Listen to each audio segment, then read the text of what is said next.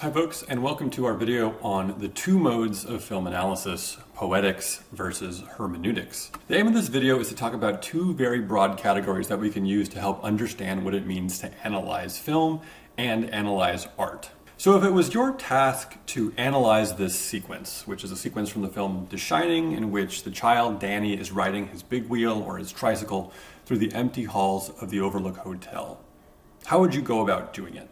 What I want to suggest is that knowing the terms poetics and hermeneutics is a great way to help you understand what direction you might want to go in analyzing this sequence or any film.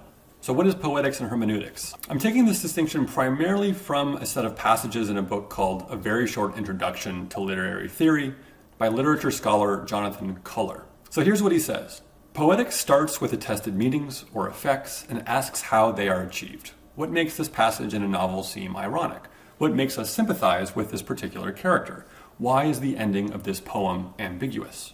Hermeneutics, on the other hand, starts with texts and asks what they mean, seeking to discover new and better interpretations. So right off the bat, I want to make clear that while Culler is talking about literary theory, what he's talking about, I think, can exactly be applied to film analysis. So before we return to that passage and explain it in more detail, I want to ask a couple more basic questions. Where does this distinction between poetics and hermeneutics come from? Well, Culler explains that poetics is modeled on linguistics. It takes meanings as what have to be accounted for and tries to work out how they are possible.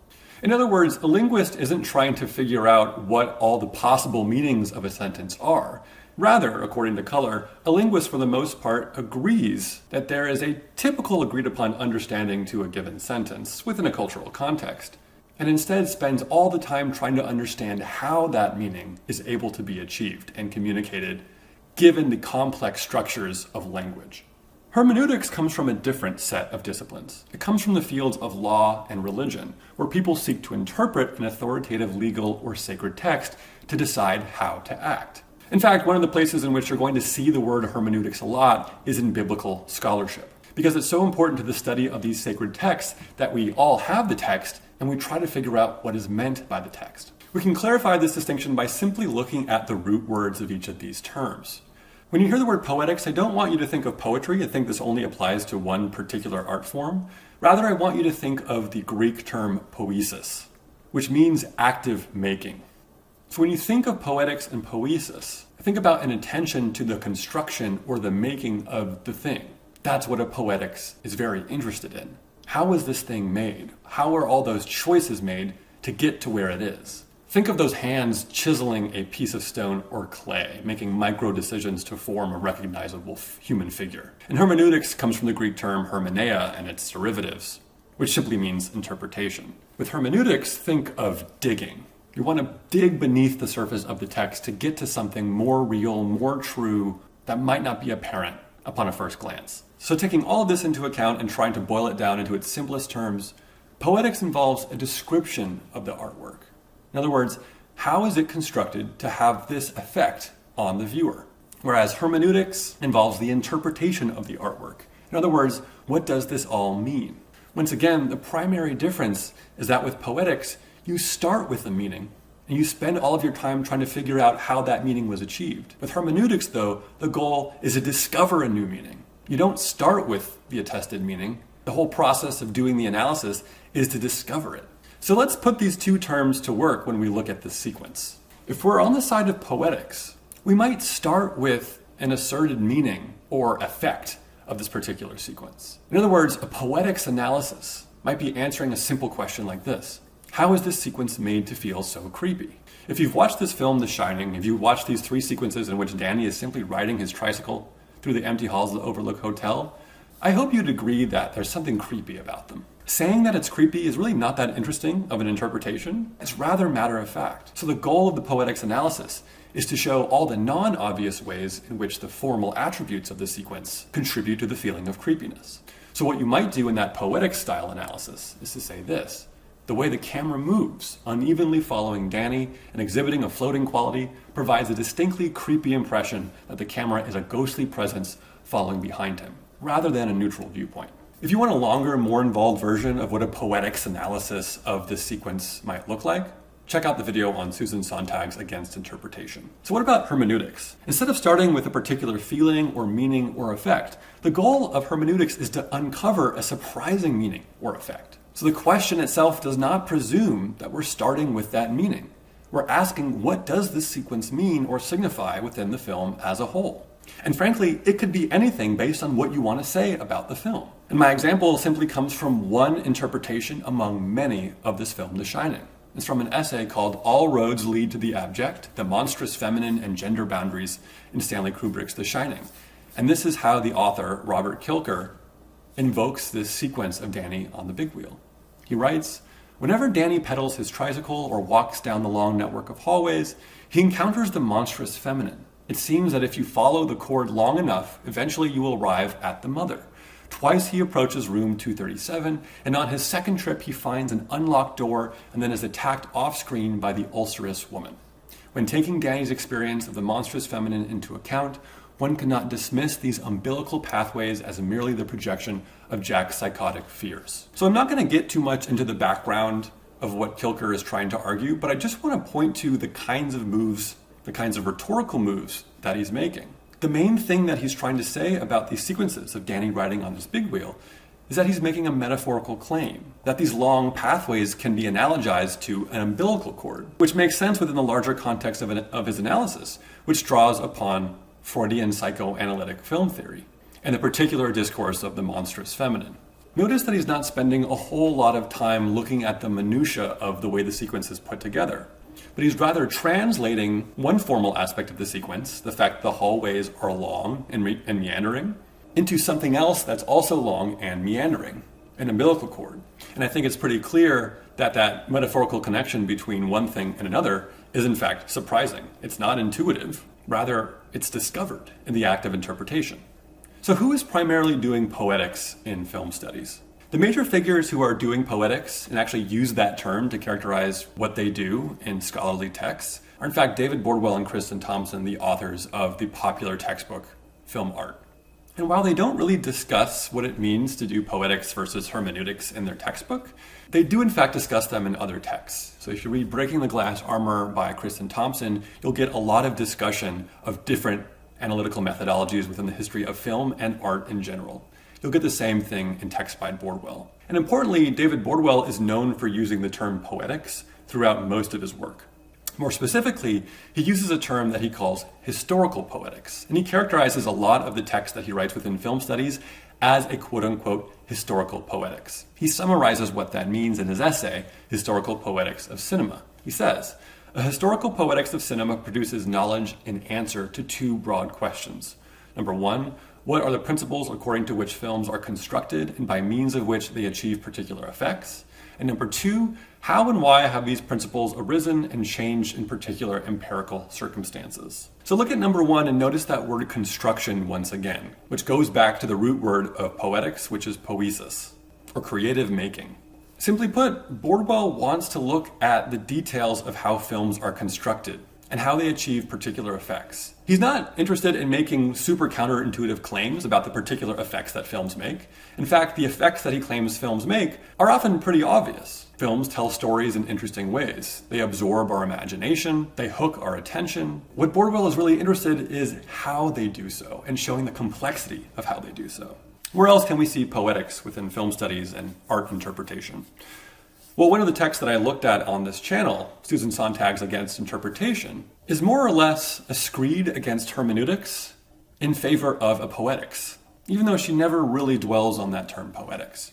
So when she says we must learn to see more, to hear more, to feel more, the function of criticism should be to show how it is what it is, even that it is what it is, rather than to show what it means, she's more or less making a polemical argument against what she perceives to be the dominance of hermeneutics in all art interpretation. She wants less hermeneutics, that is, digging under the surface to discover what it means, and she wants more poetics, thick, detailed description of how a particular art object is constructed and how it affects your emotional experience.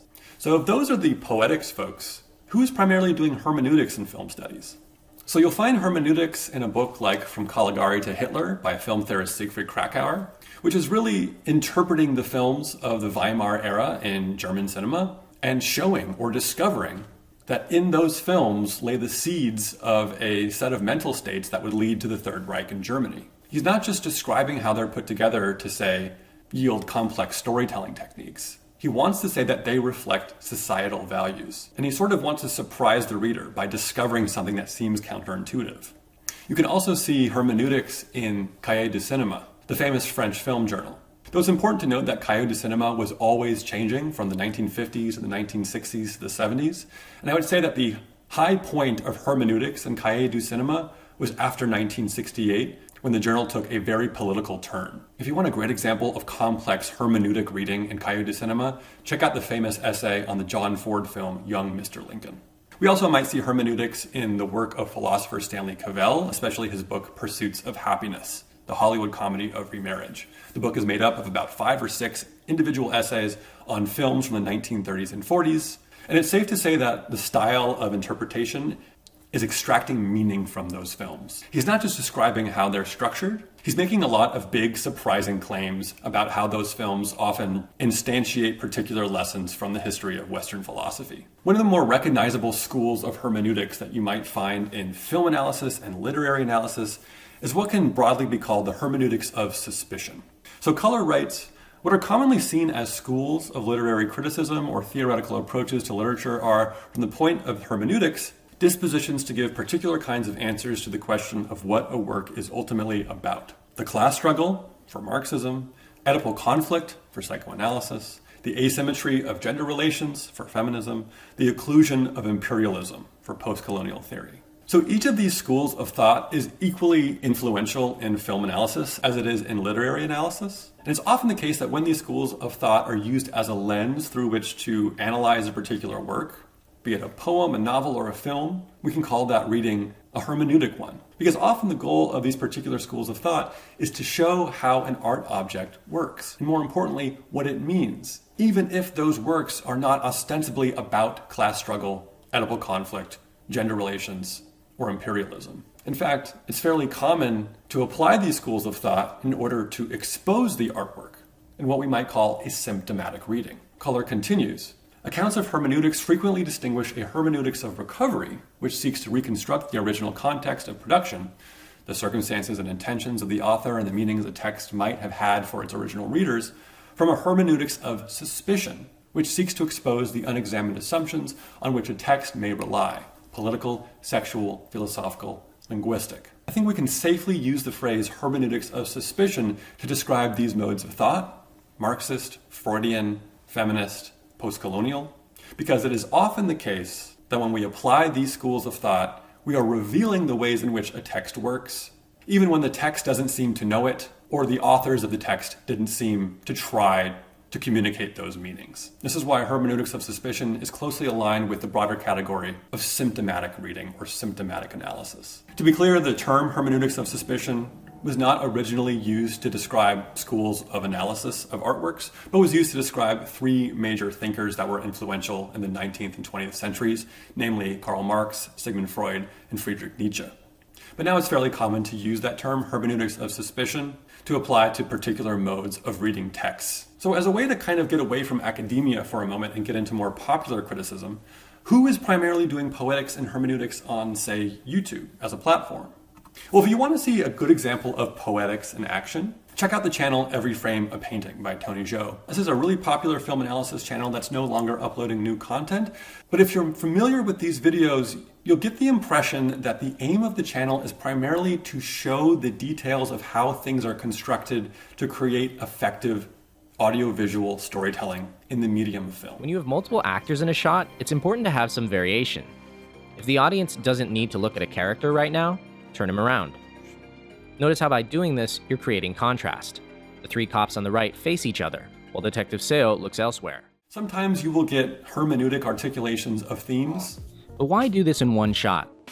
I think it underscores the theme. But in the balance between poetics and hermeneutics, most of the videos in this channel emphasize showing you how a thing is constructed, rather than emphasizing showing you what a thing means. And you can actually see that in the titles of particular videos. How to do action comedy, how to do visual comedy, composing movement.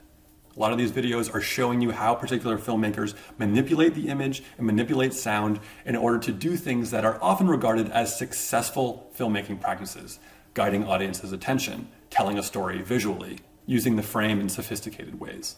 You'll see very similar kinds of analysis on the YouTube channel for Thomas Flight. Each of these videos that I'm highlighting here skew very closely to the poetic side of the spectrum. And you can see that reflected in the titles of these videos.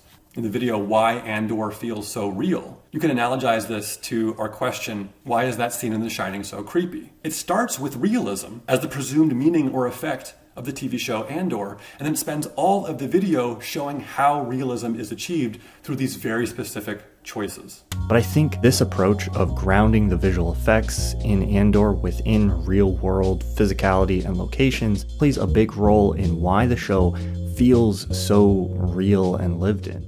But I also want to say that Thomas Flight is sort of in the middle, and that he has particular videos that do skew closer to the hermeneutic side. And you can see that also in the titles of these videos. The Real Villain of Nope is primarily a thematic analysis of Jordan Peele's film Nope. You can actually see the answer to that question, what does Nope mean, in the thumbnail of the video. It's a film about spectacle. In the video about the Green Knight, what the Green Knight wants you to think about. The answer to that question is time kills. Primarily a hermeneutic video. The same thing goes for his video, The Terror of Everything Everywhere All at Once. The video is making a grand and ambitious claim about what this film means, namely that it's about our contemporary condition within internet culture. To get to a YouTube channel that's a little bit closer to the side of hermeneutics, you might look at someone like Broe Deschanel. Broe Deschanel does videos on TV and movies and larger pop culture objects and debates. She tends to skew toward socio-political questions. So in her video, Point Break and the Soft Masculinity of Action Movies, she's articulating a meaning that is non-obvious to the film Point Break, namely that the relationship between the protagonist and antagonist is laden with homoeroticism. And in Why Parasite Should Terrify Us, she's providing a reading of the film Parasite about class conflict. She's primarily interested in what the film Parasite means and how it connects to our real society. So all of this begs the question, can you combine poetics and hermeneutics? In most cases, poetics and hermeneutics are almost always combined.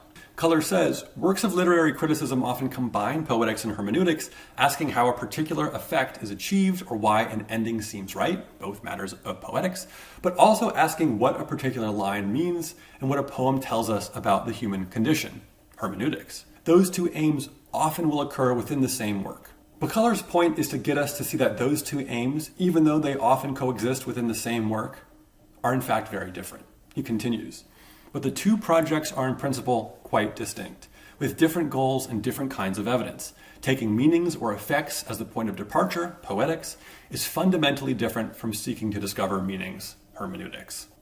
And so one simple way I like to understand poetics and hermeneutics is to say that they are indeed fundamentally different concepts that help us distinguish different modes of doing analysis. But instead of seeing them as not touching each other, I think it's better to see them as existing on a spectrum. So in film studies, for instance, you can put stuff like David Bordwell's Poetics of Cinema on one extreme end of the poetics hermeneutic spectrum.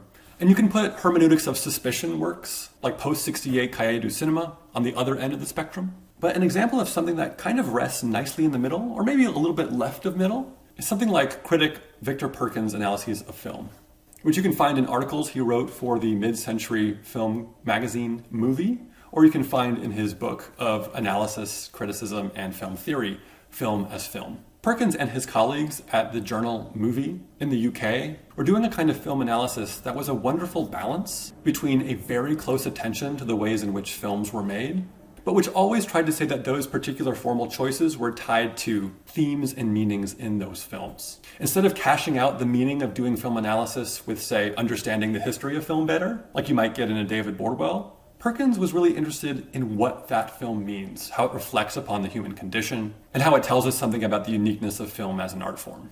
So to end, I think what matters most about this poetics versus hermeneutics distinction is not to say that one approach is better than the other, but to recognize that these two approaches are in fact distinct, and that each of them can give us something that really matters in doing film analysis well. It's really the poetics folks who gave us an attention to the formal specificity of films, which made us appreciate the details of, say, camera angles, sound design, editing practices.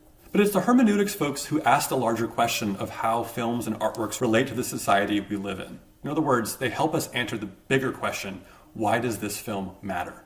Okay, and that's all I have for this discussion of poetics and hermeneutics in film analysis, and I'll see you next time.